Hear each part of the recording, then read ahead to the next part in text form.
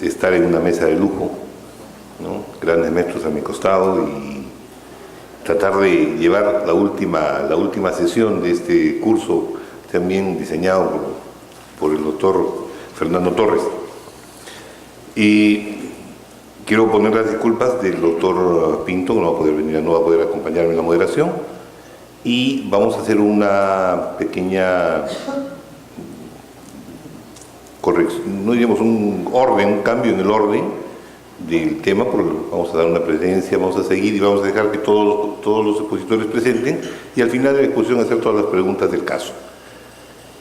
Hago recordar a todos los expositores que tienen 25 minutos que exponer y 5 minutos que vamos a sumar al final a 15 minutos para hacer las preguntas. En primer orden, quiero presentar al doctor Juan Urquiaga Calderón. El doctor Juan Urquiaga es egresado de la Universidad Nacional Federico Villarreal y es actualmente cardiólogo con entrenamiento en cardiología nuclear y tomografía cardiovascular. Tiene estudios de maestría en salud pública y gestión hospitalaria. Su currículum es amplio y solamente quiero decir que la parte docente y la parte de exposición del doctor Urquiaga es bien amplia. Actualmente es médico de staff de la Clínica Delgado. Lo dejo al doctor Juan Urquiaga Calderón con el tema de más allá de la presión arterial. Tenemos a un vigente. Doctor.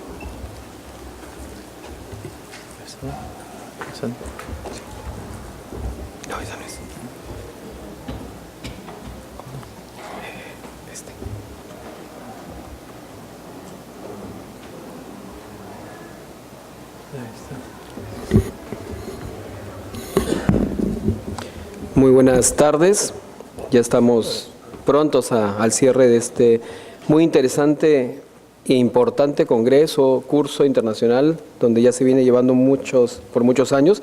Quiero agradecer especialmente a la Sociedad Peruana de Hipertensión Arterial, en su presidente, el doctor Mario Carrión, a Fernando Torres y al doctor Boris, por permitirme estar acá con ustedes para poder compartir un poco en una sesión un poco miscelánea, diría yo, y en un tema también algo, diríamos, filosófico, porque es un poco confuso todo lo que se nos viene respecto a hipertensión arterial. Y como vieron, mi currículum está más orientado de repente a imagenología, pero también soy médico cardiólogo y un apasionado también de la hipertensión arterial. Gracias al comité por permitirme también cambiar, ya que no pude aceptar la invitación para hacer imágenes en hipertensión arterial, pero les traigo este tema que creo que le va a ser también de su interés y puede generar algo de discusión. Y primero decirles que tengo un conflicto de interés. El problema no es tener los conflictos, el problema es siempre no declararlos. Soy actualmente gerente médico para un laboratorio importante, pero esta charla es totalmente a título personal y a título profesional. Y comenzar diciéndoles que quizás hoy en día las cifras de presión estamos tratando de ir cada vez más bajo. Y yo recuerdo cuando comienzo a hacer algunas ponencias, ya hace algunos añitos, por el 2001, que comenzaba a salir el National Comic 7, donde marcó un paradigma generando este nuevo concepto de prehipertensión arterial que hoy en día casi ya no se utiliza, y que generó que la Asociación Europea de Cardiología y del Corazón genere su primera guía de manejo antihipertensivo, con el advenimiento de estudios como el ALL-HAT, y el estudio PROSPECT de colaboración, donde básicamente el consenso de las metas de presión arterial estaban bordeando los 140/90. Hoy en día salieron estudios, bueno, ya no tan hoy en día, en el 2015 salió el estudio SPRING, que va a ser un poco el eje de esta análisis que pretendo hacer, donde nos tratan de llevar al paciente a 120/80 y desde mi perspectiva, yo creo que es un poco tomar con pinzas, porque este estudio también ha generado algunos cambios en las guías. Y estos cambios en las guías quizás nos ha generado algo de confusión, y yo me pongo de lado, y de hecho lo estoy del lado del médico, mirando al paciente, cuando tenemos al paciente y decimos qué guía vamos a utilizar. ¿Qué guía nos gusta más? La guía ADA, la guía europea, la guía canadiense, la guía del NICE, la guía británica, etcétera, etcétera, etcétera, el Young National Commit y todas las que nos vienen saliendo y abordando en este mundo globalizado, donde la información la tenemos en 5 minutos en el celular, y seguramente ustedes ya tienen alguna pregunta que les llegó de Medscape en este momento. Y esas preguntas que tenemos frente al paciente quizás son, ¿cuáles son las metas que debemos llevar a alcanzar? ¿Qué dicen las guías actualmente o qué guía voy a utilizar? ¿Todas las guías son aplicables para todos o las metas que tenemos hoy en día son aplicables para todos?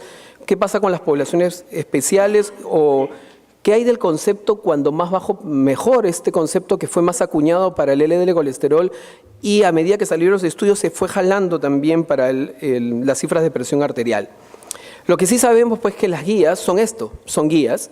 Las metas de presión arterial en las guías difieren mucho y muchas veces los consensos son emanados de estudios epidemiológicos o estudios post-hoc de estudios randomizados.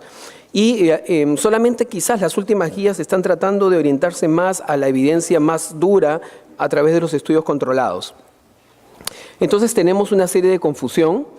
No todas las guías coinciden con las metas para diabetes, para enfermedad coronaria, para el paciente anciano.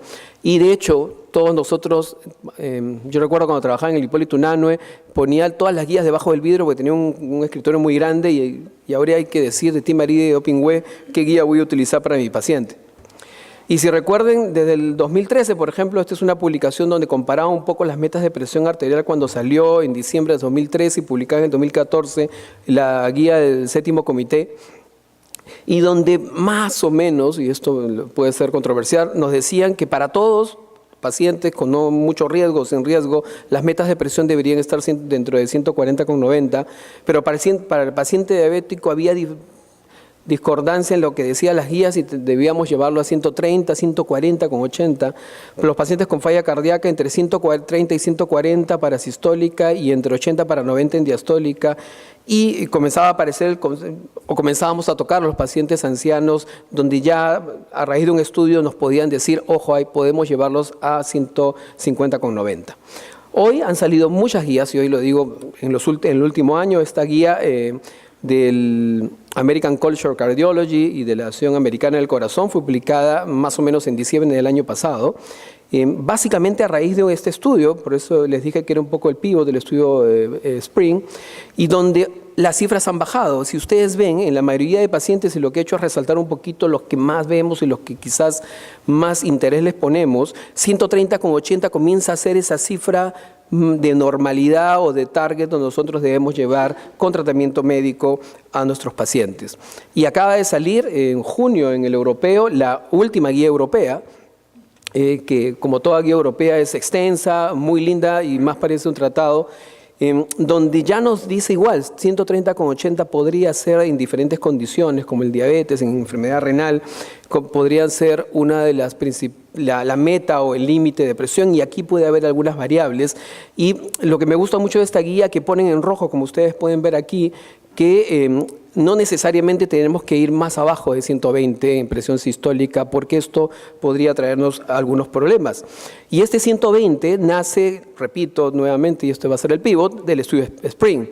Y no les pido que lean todo el estudio SPRING, y de hecho lo conocen y seguramente en esta conferencia, en este congreso lo han visto muchas veces y ya hace algunos años, pero en resumen el estudio SPRING es un estudio bastante interesante porque lo que trató es establecer la meta de presión arterial que podría reducir la mortalidad de eventos cardiovasculares en hipertensos, ojo, de pacientes sin diabetes. Y lo que trataron es comparar dos grupos, un tratamiento intensivo a una meta de 120 milímetros de mercurio y un tratamiento estándar a 140 milímetros de mercurio, con los endpoints conocidos de combinación de infarto, de otros síndromes coronarios y de eventos cardiovasculares. ¿Qué nos dijo el estudio SPRING? Después de más o menos 3.6 años de seguimiento, que obviamente los pacientes con tratamiento intensivo iban con mayor reducción de presión arterial, y ven el promedio de la presión arterial en el SPRING fue de 121,5 milímetros de mercurio comparado con el tratamiento estándar que fue de 134,6. De hecho, el tratamiento intensivo y más agresivo baja más la presión. Pero ¿cuál fue el impacto de esto en reducción de eventos en el endpoint primario del estudio SPRING? Fue que el tratamiento intensivo, al llegar a una beta de 120,80, generaba menor eventos cardiovasculares, con una reducción de riesgo de aproximadamente el 25% del endpoint compuesto. Y si lo vemos más digregadamente, el endpoint fue 25% y hubieron reducciones importantes en las cifras de riesgo, como de falla cardíaca 38%, como de muerte cardiovascular 43%, como otras causas de muerte 27% y como, entre otras, como 22%. Y la pregunta que nos hacemos es, bueno, son todas, 120 podría ser entonces el nuevo umbral para bajar a nuestros pacientes, son las nuevas metas que nos pone el SPRING y que hoy en día han sido parcialmente recogidas por las guías para todos los pacientes, y esto es un poco lo que pretendo tratar de examinar. Y no debemos olvidar este concepto, y ustedes se dan cuenta, y los que aún no han visto esta curvita parece una J, y esto es parte de la famosa curva J, donde nos decía, y esto no solamente esos estudios como el IDNT y el estudio INVEST, donde se demostró que, por ejemplo, en el estudio IDNT, un estudio con un ARA2 para reducir nefropatía, que se encontró que la tasa de infartos se incrementaban a medida que se bajaba más la presión arterial diastólica y el umbral más o menos era 80 milímetros de mercurio. Y en el estudio INVEST, como cuando llegábamos a 80 milímetros de mercurio aproximadamente, el riesgo se incrementaba, el riesgo de mortalidad, y aquí es donde entre otros como el Framingham y otros análisis que se hicieron, comienza a decirse lo de la curva J, y ojo, no hay que bajar tanto la presión arterial porque nos puede generar algún riesgo. El estudio SPRING no es un estudio que se puede, si bien es cierto, es muy interesante, que no se puede extrapolar, y me gusta esta publicación porque trata de analizar y se hace la misma pregunta, ¿podemos generalizar los resultados del SPRING? Y aquí nosotros vemos, por ejemplo, que en la población de los Estados Unidos, una de las poblaciones más estudiadas, con aproximadamente 219 millones de personas, los pacientes que cumplen los criterios para el estudio SPRING solamente serían 16 millones de pacientes, es decir, más o menos 7.6% de la población, donde sí aplicaríamos quizás este resultado de llevar a los pacientes con 120. Nos vamos más atrás y recordamos el ACOR, en un estudio también muy interesante, tanto en hemoglobina glicosilada, pero también como reducción de cifras de presión arterial, también a 2, tratamiento intensivo y tratamiento estándar, a una meta de 120 con 140. Y lo que demostró el estudio ACOR es que en el tema de mortalidad total, de muertes cardiovasculares, de infarto no fatal, no hubo diferencias significativas entre un tratamiento intensivo y no. Y quizás sí se demostró que había más eventos adversos. Y quizás en el tema de ACV, de accidente cerebrovascular, sí hubo diferencias, y quizás en este grupo de pacientes sí podríamos tratar de llevar estas cifras. Y trataba de buscar por qué esta diferencia, por qué SPRING, a pesar de que, y le voy a mostrar más estudios, que llevar tanto la presión abajo no es tan bueno, por qué el estudio SPRING sí genera esos resultados. Y me gustó esta publicación, esta es una revisión hecha hace muy poco, donde ponen como concepto la forma de tomar la presión arterial. Y en el estudio SPRING, la toma de presión arterial fue a través de algo que se le llama como no atendida, es decir, el paciente, el sujeto de investigación entraba a una sala donde no estaba ni el médico investigador ni estaba la enfermera, y lo ponían en un aparato y lo dejaban solo, y este tenía un mecanismo, no vamos a explicar el mecanismo de toma de la presión arterial, y entonces tratando de evitar esto de la hipertensión o la presión incrementada por bata blanca. Y se hizo recientemente también un subanálisis o un análisis post-hoc tanto del estudio OnTarget como el estudio Transcend, que también es una comparación entre un ARA2 y un IECA, y lo que se encontró es que, a diferencia de 120 sí reducía los eventos cardiovasculares, como hemos demostrado, pero el OnTarget y el Transcend, la reducción se encontraba dentro de 130 con 135 en presión sistólica. Pero la diferencia en el OnTarget y en el Transcend fue que la toma de presión arterial fue hecha por el médico investigador. Entonces lo que postula el autor es, podríamos decir que 120 en el estudio SPRING equivale a 130, 135 en el estudio OnTarget, y quizás es una alternativa donde nos explica por qué llegar tan bajo si fue tan bueno en el estudio SPRING. Si volvemos al estudio SPRING, bueno, no todo fue tan bueno, los eventos adversos sí se presentaron fueron importantes, las tasas de hipotensión, síncope, la bradicardia, y también los problemas renales, y esto podría generar algunas complicaciones. Entonces, a la pregunta, ¿esto se podemos aplicar a todos los pacientes? Pues definitivamente tratamos de que no sea así, y tratamos de que sea más un enfoque individualizado, como va a ser el corolario de esta conferencia. Si nosotros vemos el tratamiento intensivo y el tratamiento estándar, no solamente fue tomado por el SPRING y también por el ACOR, hay estudios como el ADVANCE, como el HOT, que encontraron algunas discrepancias entre este resultado de reducción de riesgo cardiovascular y donde quizás el que mejor sale es el accidente cerebrovascular. Entonces, y si lo vemos a través de un metaanálisis en lo que se le llamó la carrera a la meta de hipertensión arterial, donde utilizan los pacientes del SPRING y los pacientes del ACOR, notamos que en este metaanálisis para infarto, para stroke, para el endpoint primario definido por cada estudio, no hubieron diferencias significativas, si ven los intervalos de confianza, entre dar un tratamiento intensivo y no versus a dar el tratamiento estándar. Y quizás sí en el tema de falla cardíaca esto fue útil.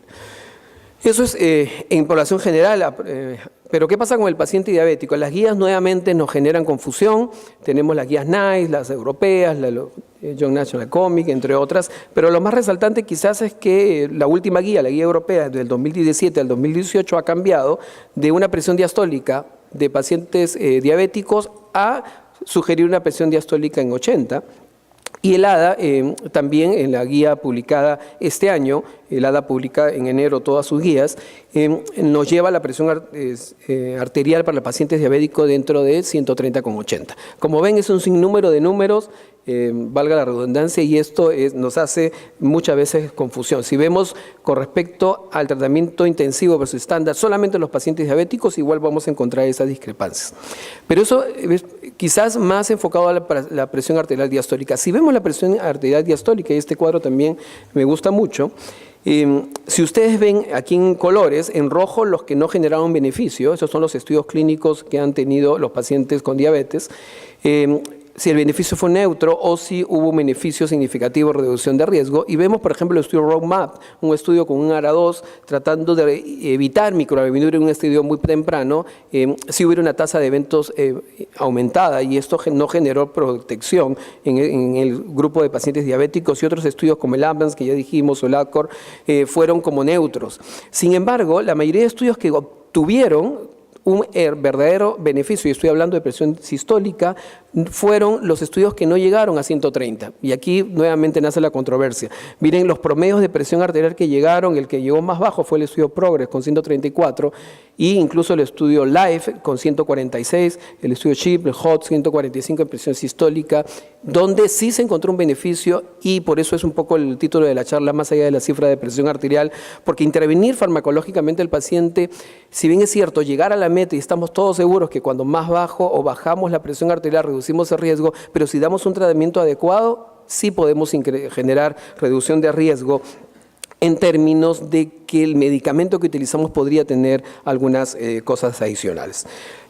Para el paciente con insuficiencia renal hay que tener extremadamente cuidado. A mí me gusta este gráfico del Dr. Palmer, ya publicado hace algunos años, donde nos cuenta cuál es la presión intraglomerular y su relación con la presión arterial media, y cómo el umbral aproximadamente está en 120 miligramos por ciento y por debajo, milímetros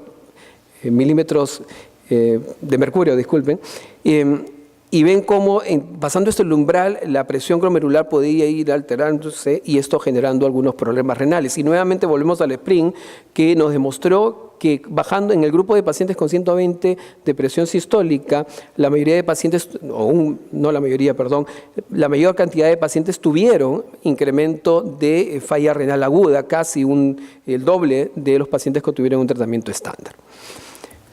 Si se subanaliza el estudio SPRING con respecto a los pacientes con falla renal, este análisis publicado en el 2017, solamente cogiendo los pacientes con falla renal, se encuentra que el endpoint primario de muerte cardiovascular fue igual el mismo, las causas de mortalidad fueron iguales.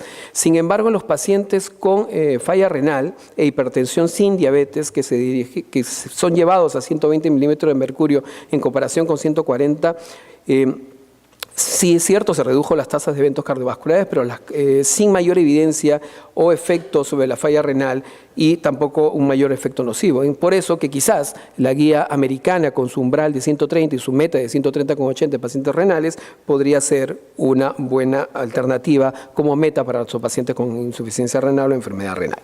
¿Qué pasa con los pacientes ancianos? Los pacientes ancianos siempre han sido un tema que no entraban en los estudios clínicos. Los estudios clínicos suelen ser muy cerrados, hasta uno de los estudios muy importantes que fue el estudio HIVET con indapamida, ya me queda poco tiempo, donde se demostró, más que el producto que se utilizó, se demostró que si actuábamos en los pacientes y le damos tratamiento, algo que muchas veces lo dejábamos de lado, y ese fue un grupo de pacientes, como todos recuerdan, con 80 años, si dábamos tratamiento y reducíamos en un promedio a 150 milímetros de mercurio de la presión arterial, se generaron reducciones de eventos cardiovasculares como 21% de mortalidad, 30% de ictus, 39% de ictus fatal y 69% de falla cardíaca.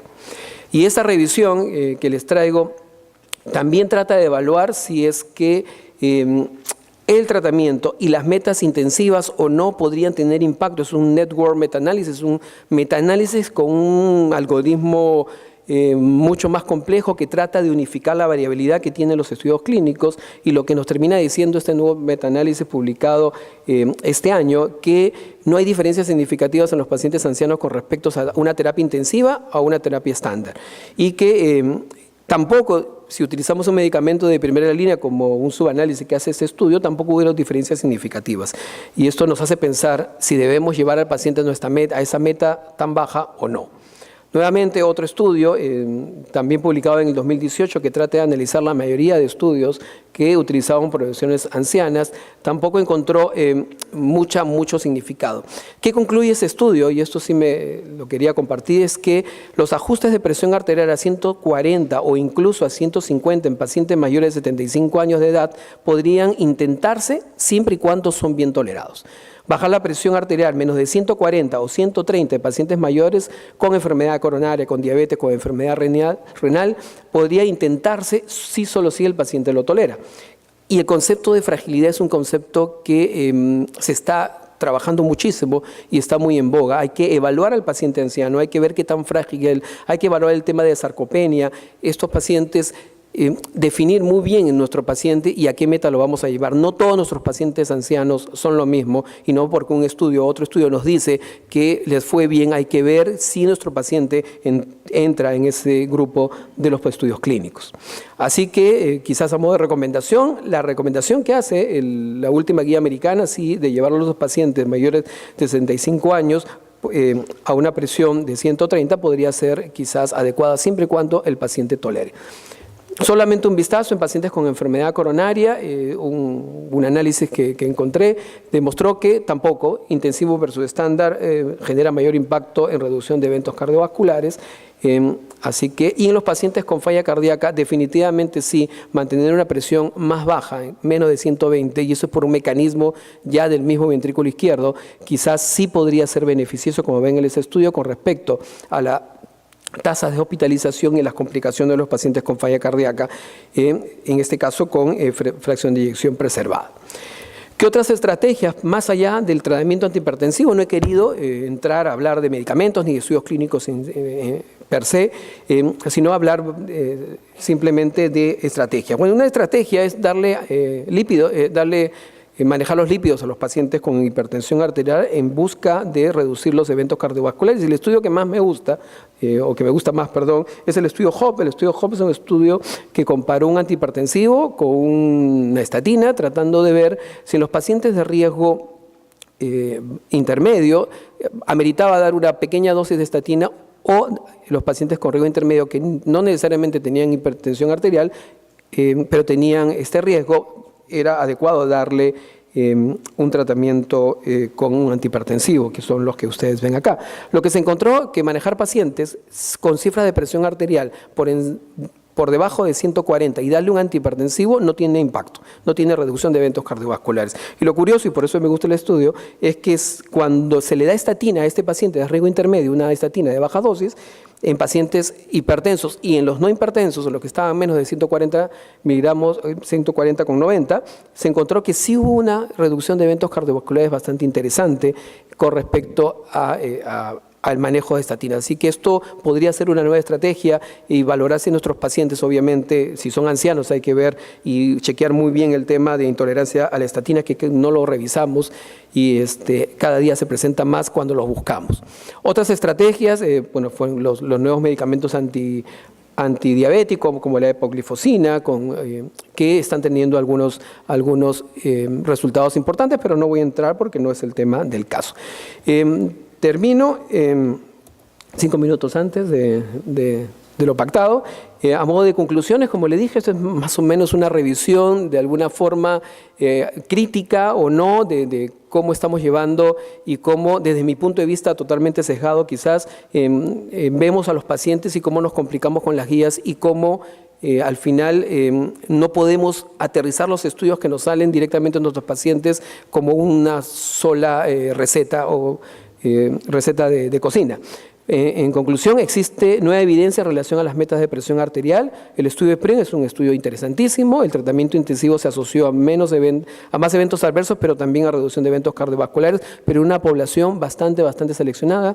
Hoy en día no es claro si los resultados se pueden extrapolar a pacientes con antecedentes de diabetes, con accidente cerebrovascular, pacientes más jóvenes, pacientes ancianos, etc.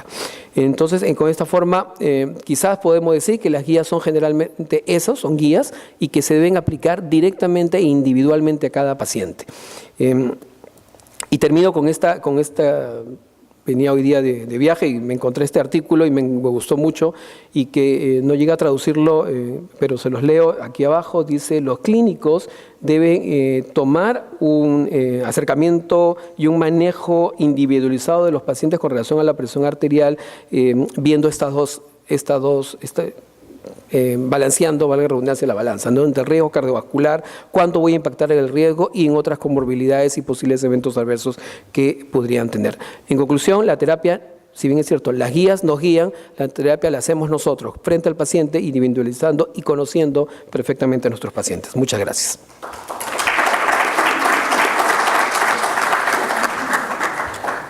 Gracias, doctor. De verdad, lo felicito por el tiempo tomado.